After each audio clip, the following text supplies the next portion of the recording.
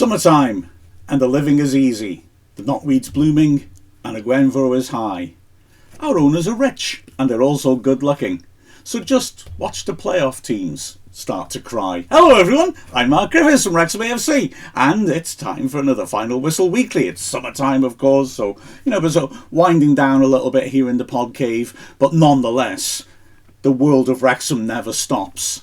And so, in a little bit, we will have a rather fun archive interview with Cameroonian, even, legend Patrick Sufo, who played, of course, up front for us under Dean Saunders in the first season that we were in the National League. A really high-quality player who, as you'll hear in the interview, was playing under an enormous handicap. And then, we'll also be talking about the first departure of the summer. That's where we'll kick off. So, after this, you'll hear Neil Williams and I paying tribute to a terrific guy and a magnificent servant of the club, Mark Howard.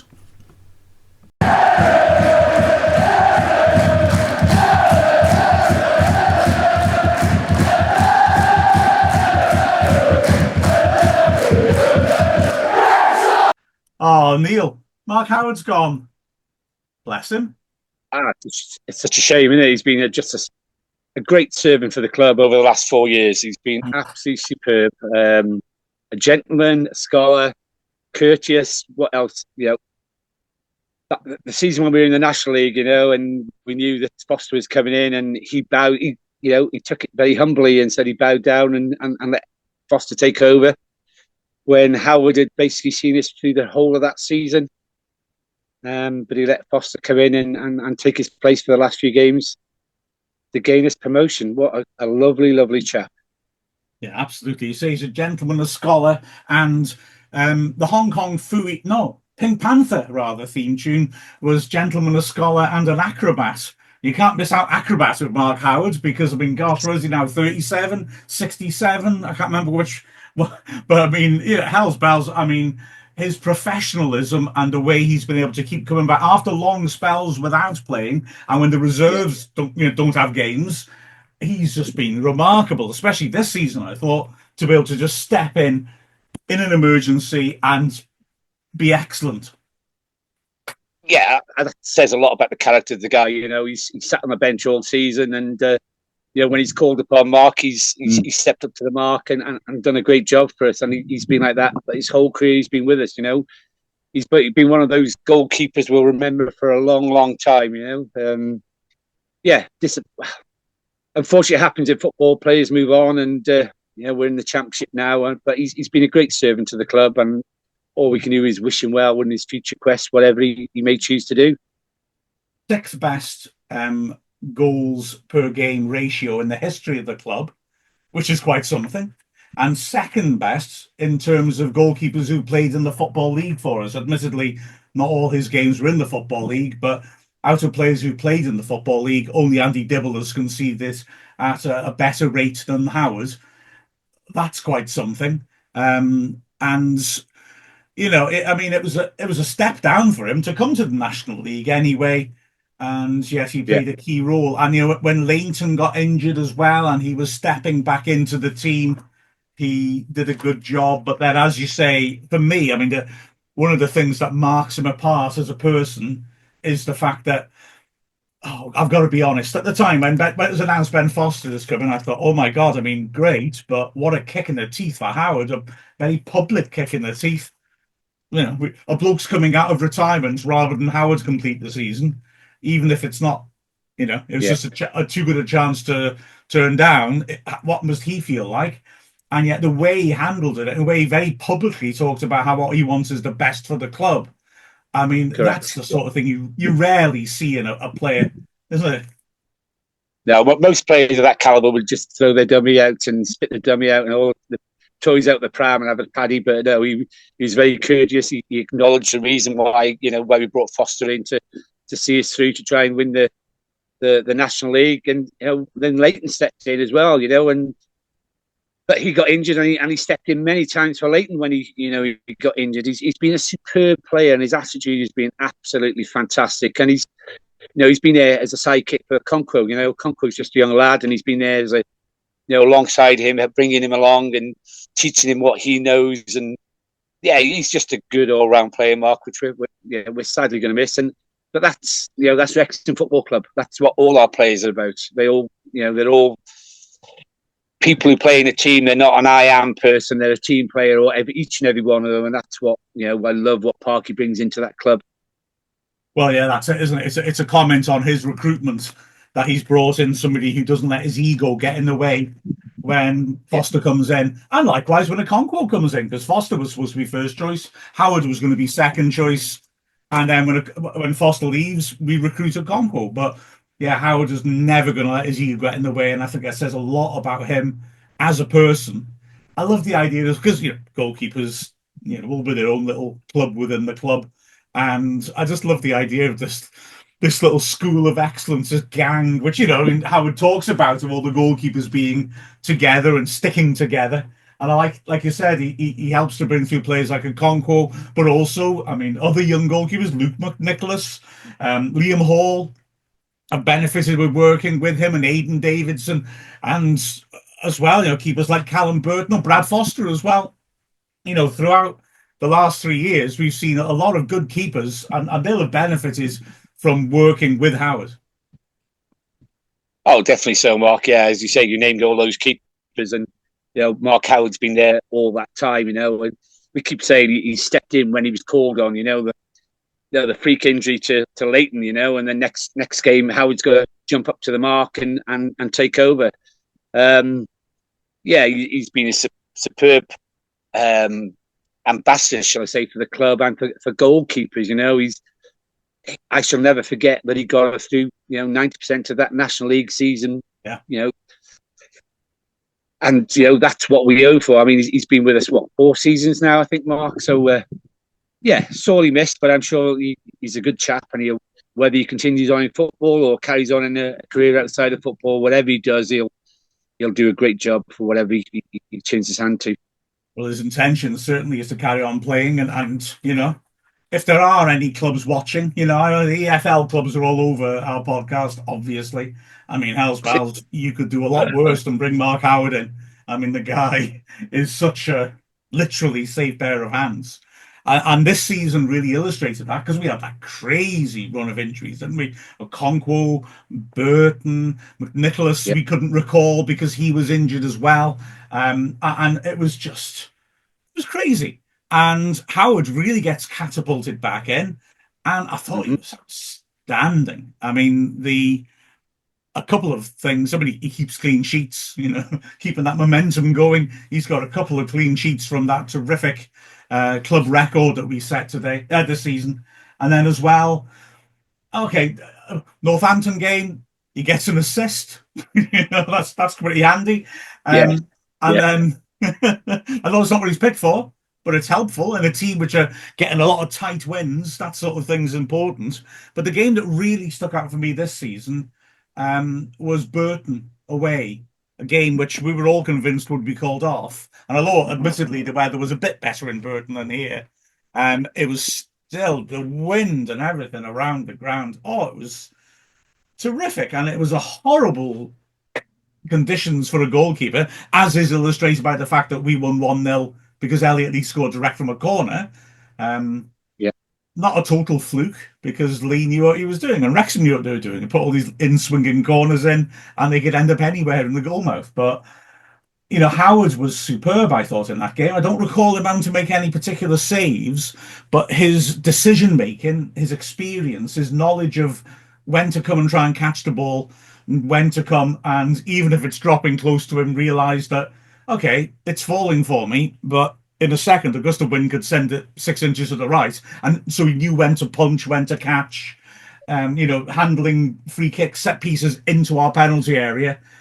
He just thought, oh, wow, isn't it wonderful to be able to rely on someone like him who has got that nous? And I thought it was a masterclass by him of how to handle horrific goalkeeping conditions. That sort of experience you can't put a value on, can you, really? No, not at all. And then you've got the defence, and that gives when you've got a good goalkeeper behind you, that gives you the defence confidence as well. And as you say, he knew where to be in that goal, and I can't praise him highly enough, Mark. He's been absolutely superb, and it was great at the celebrations when we beat Charlton. But he's on the pitch there celebrating with the rest of the players as if he'd been there all season. Mm. But yeah, football moves on, and we've got a couple of good keepers at the club already, and we'll sorely miss Howard. He's always got a smile on his face, and he's a true gentleman. And we'll see where we go with whether we bring a new keeper in as well, because have we got the two at the club now, Mark? Or we've got Luke McNicholas as well, haven't we? Oh yeah, and I feel he's got a lot of potential. The big problem for a lot of the young players at Wrexham is just that the speed with which we get promoted. I was suggesting this to my son yesterday. I put him in a sort of Russell Martin and Southampton situation of, we're stepping on and going further and further. So, you're bought for the future. Do you actually have a future? Or, like Sam Dolby, we brought him in to develop, and then we kept bouncing the league so quickly, we've not had a chance to really give him that time. So, whether Nicholas gets caught in that sort of situation, I hope not, because I rate him personally. Liam Hall we got as well. But I suspect losing an experienced keeper like Howard, I don't know.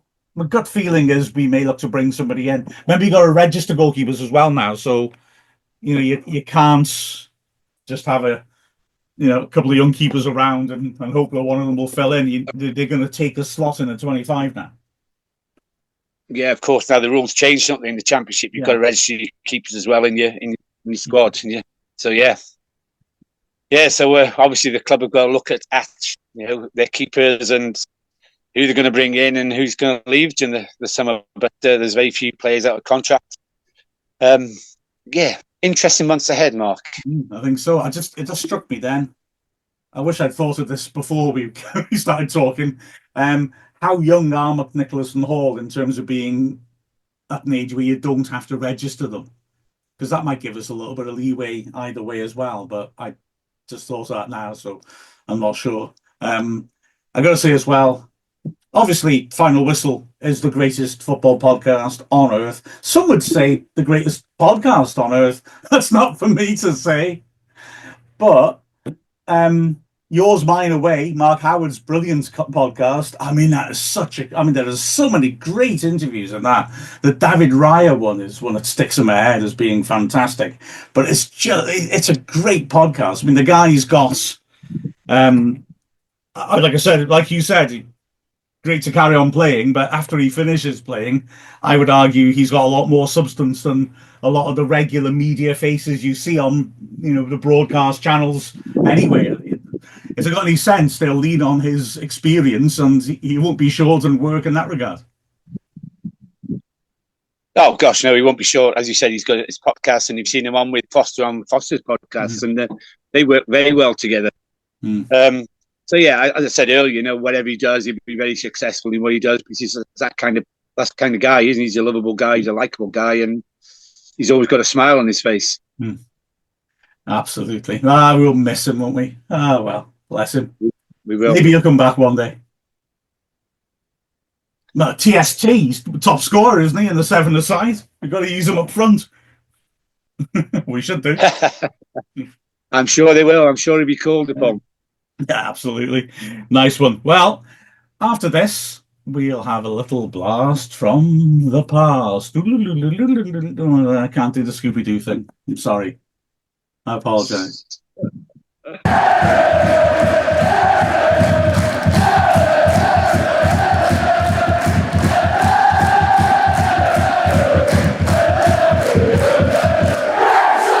How did you actually come to Wrexham in the first place? How did I come to Wrexham? Yeah. To Dean Sanders. You knew him beforehand, did you? Yeah. And so obviously his reputation made you think it'd be an interesting project. Exactly. Unfortunately for me, with injuries and things like that, I didn't get to play at my best there, yeah. It was obvious for all of us that you had a lot of ability, more talent than players usually have in the conference, though, and you must have enjoyed being able to work with the other strikers and trying to help them out. Yeah. I did some of that as well. for the young players, and for Jeff, who was playing also at the time. Yeah, try to, yeah. And it was more down to my experiences. I mean, I'm not the oldest, but I believe I had more experience than a few of them. So yeah.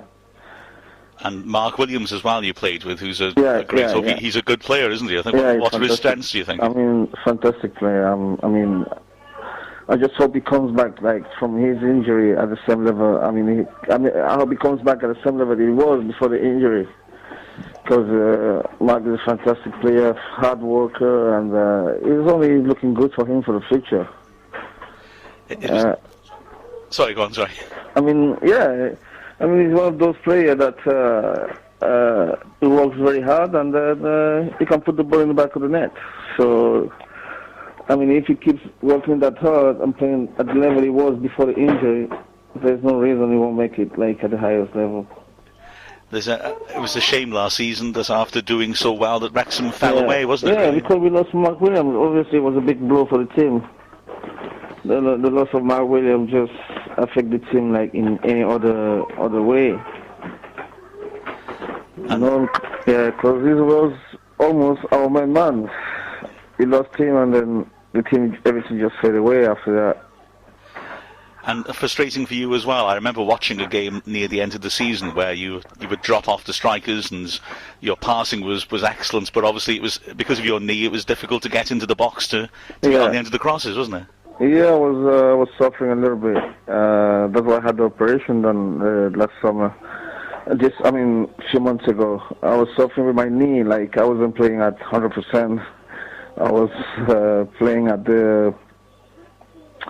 What would I say? I mean, I was forcing a little bit. You know, I wasn't at my best. Yeah. To be fair, yeah. It was painful, I'd imagine, playing through that as well, was it? Oh my God! Nobody knows. Only me can feel that pain. Nobody knows what pain I went through after the games or things like that. Because the knee is like 3 to 4 centimeters, or 4 or 5 centimeters bigger than the other one. Oh. So yeah, and then I went through a lot of pain, while playing, and after the game I was suffering a lot. So that's one of the reasons I decided to have the operation done. Is it a problem that you've had before, the knee problem? Yeah, came? I have had, it was a third operation in the same knee I had this summer. I've had operation on that knee before, and toward the end of the season it started swallowing again, like it started getting worse than it was before I came there.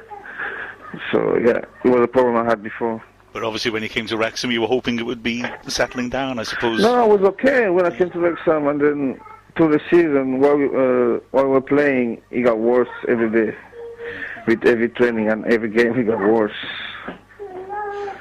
And for me, living in Coventry as well, it didn't help me a lot. Traveling every day with my knee like that, it didn't help. So yeah, I think that was one of the main reasons my knee got worse. Traveling every day from Coventry to Wrexham for training and things like that. Yeah. I was thinking as well, Wrexham play Kettering tomorrow, and of course against Kettering you took that very late penalty, which we all remember.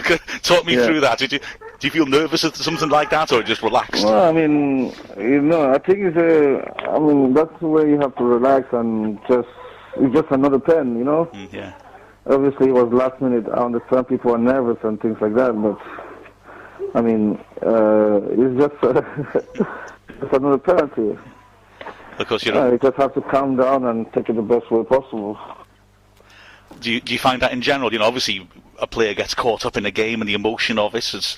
You find yourself you're able to be calm, and something like a penalty, you're able to do that. Okay, yeah. Yeah, I mean, like I said before, I mean, in my career I went through a lot more than that. So that was one of the main reasons I stayed up to take that at that moment of the game. So yes, I had to take a penalty in the African Cup of Nations final a few years back, and I mean football, and then that was like in front of 60,000 people in Africa, and in Cameroon, football is like I mean people live for that. So I didn't have you can't miss it. So he'll be blamed for everything that happened to the team. But I had to go and take one. I mean, or you make it or you don't make it. That's how you become a big player.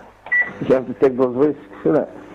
And I suppose in Cameroon, once you'd gone to Europe, people must have been really interested in how you were doing. Did that make you a great figure even more in Cameroon? Pardon me? Did that make you a very popular player in Cameroon? They follow you in Europe? I mean, for Cameroon, once you play for the national team, then that's where you really make your name, you know? You can be the best player in Europe, as long as you don't prove it to the people back home. They still a bit, you know, you don't have the full respect. But, yes, they love their football, and they love their players, but you have to do something for them to love you. For the national team, yeah. And of course you did that in the Olympics. That must have been an amazing experience to go to that. Yeah, and the African Cup of Nations, and yeah. I mean, playing for Cameroon, I've always been something very, very, very, very big, and I'm still proud of it. It's something that you can't forget in your life, you see. I mean, for every player, I mean, I guess for playing for the country, it's something big. But for us, it was even bigger for Cameroonians.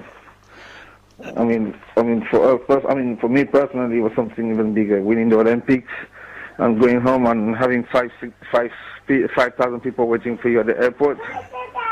It's always, it was fantastic.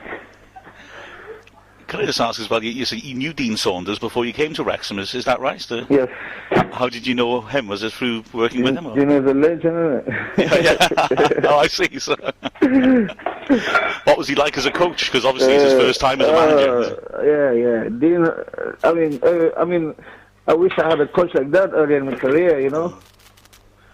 I wish I had a coach like Dino earlier in my career because, yeah, he gave you the confidence you need as a player and the space you need to explain yourself, you know. It never stops it never stops telling you what is wrong with you or what is good, you know. So, I mean, it's very good. I mean, it's very good. I mean, for the young players at Wrexham, they're very lucky to have him there because it will never stop telling you what to do or what is wrong or what is not good. So you can only go forward with Dino. And probably a good coach for a striker to have. He's always says how he wants the ball to get to a striker early on, you know. Yeah. It must be nice for a striker to play for. Yeah, of course. Even I'm almost 32, but the few months I have with Dino, I still learn something. So, so that's to tell you. I mean, like I said before, when you have somebody who play at the highest level, internationally and nationally, and then as your coach, you're always going to learn something. Well, I mean, I hope the young players there, they do understand that they have somebody they can look up to. And because, you know, sometimes people talk and you have some coaches that just talk, they have never played. But once you have somebody who has played, especially like, you know, with his personality, then you must feel lucky. Yeah, I bet he was a tough opponent in training, though. Did he join in? Because I know he's proud of his fitness, isn't he? I mean, he's been playing training, though. Keep running and play some time with the team. Yeah, it's fantastic. And could I just ask you finally, how is your knee now? How is it going? Yeah, I had the pressure in the summer. I started running a bit too early, so it started swallowing again. So I just started running again now. You got nothing lined up? Now it's okay now, yeah. So I have nothing lined up for now. I'm just training and trying to get in shape before looking for whatever I'm looking for. So for now, I'm focused on my knee to get back and to be better, you know. It was reported in the paper when you went that the club would maybe come back and have talk to you when your operation had happened. Is that the case too, or? Yeah, I mean, I spoke to the manager a few weeks ago, and to February it was up to my knee. So I mean, I don't want to come there and play at 60 or 70%, you know, because the people there, they've been very, very good to me, and I can't betray them. I can't just come and say yes, I'm okay, while I'm still only like 60 or 70% ready. Now, I will only come back if I feel I can give my best and I feel 100% to play. It's possible you could be back. That would be a good sight. I think it'd be nice. I mean, if we're signing this summer, and then I'm gonna have to fight hard to come back. If I do, yeah.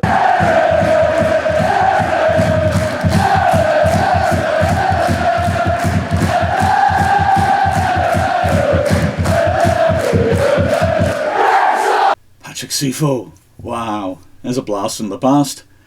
Right, we will keep it going through the summer, I assure you. That was good fun to put together, but there's going to be a lot more to talk about next week. This was Final Whistle Weekly.